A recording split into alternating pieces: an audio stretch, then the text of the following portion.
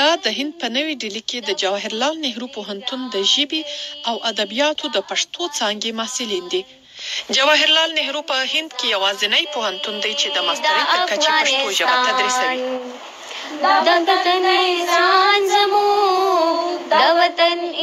पोहंतून के पकालूना सारा वो लोमड़ी काल के ग्रामर लुअलू और दोयम काल के मूग फिल्म गोरू द हिंदी फिल्म पपक्तो जबाबांदे और संदरे औरम और तर्जमा गवम अप अद्रम टोलगी के मूग अदबियात पाड़ा लुअलू द शायरान पर लिखवाल पाड़ा और द दोई नसर नज़म टोल او زما لنډۍ ډېر خوښېږي.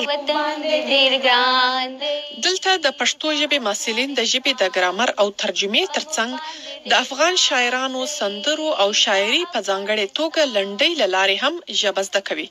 یار مې هندو زه مسلمان یم، یار مې هندو زه مسلمان یم، یار لپاره धर्मसाल झाड़ू कमा नन में आसना लीदले न दई नन में आसना लीदले न दई लका द बंगू प्याला के घर का नाश्ता यमा वतन त मोर उपलार खोग दई वतन त मोर उपलार खोग दई चनाना दरे बाड़ा प्रेतम तासरा जस्तान दजमुग जेबा वतन दजमुग लैला د پښتو ژبې له استادانو یو محمد انور خیري دی چې لس کاله کېږي په دې پوهنتون کې د پښتو ژبې د اعزامي استاد په توګه دنده ترسره کوي.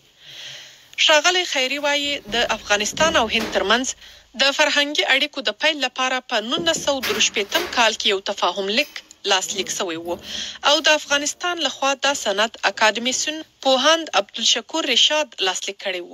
په 2015 کال کې مو د لومړي ځل لپاره د پښتو ډیپارټمنټ په جینیو یا جواهرلال نهرو پوهنتون کې پرانیستی. البته د دې پرانیستل څه ساده او آسان کار نه و. د دې لپاره سلیبسونه او ډېر مسایل په کار و چې دا په 2 کاله ورته تکمیل او بشپړ کړل. او مهمه دا وه چې مهمه زموږ لپاره دا ده چې پښتو هم لکه د نړۍ نورې معتبرې ژبې او نور معتبر مسلکونه د پښتو هم یو کوډ پیدا کړي او د هندوستان په کانکور کې شامل شو. اوس هم که څوک هر زده کوونکی یا کاندید یا محصل غواړي پښتو ته ورسي هغه ضرورت و پښتو نه ته نشته، ډایرکټ هغه کوډ انتخابوي او لاندې د هغه ته راځي پښتو څانګې ته راځي چې د نیکه مرغه علاقمندان هم بې حده ډېر دي. خزانې زما ستا هرا در کې دي د تورو نښانې زما ای زما وطنا دلالونو خزانه زما ستا خیلی از محققین نظر دارند که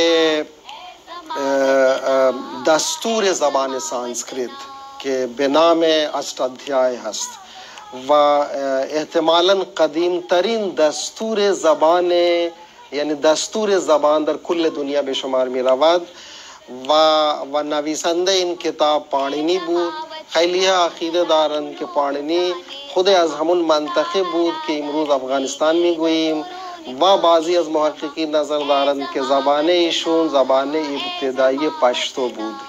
به همین دلیل خیلی از واژه‌های پشتو وارد زبان سانسکریت هم شده است. مثلا در سانسکریت ابتدایی که در یعنی ویدای ریگ ویدا بود اونجا ما الفاظ برای نوشتن نداریم، یعنی این لیکوال لیکوانکایی و لیکنا که ما اینجا استفاده میکنیم مشتق از زبان پشتو یا شکل ابتدایی که بود داریم.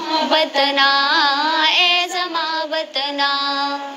ښاغلی آهن وایي اوس مهال په دې څانګه کې د پښتو او فارسي 14 استادان کار کوي او له لیسانسیې څخه د پی ایچ ډي تر کچې پورې 206 محصلین زده کړې پکې کوي. ډاکټر محمد مظهر الحق د پښتو څانګې له 4 استادانو څخه یو دی. دی وایي له افغانستان سره یې لیوالتیا زیاته وه، هلته یې سفر هم کړی او غوښتل یې چې پښتو زده کړي.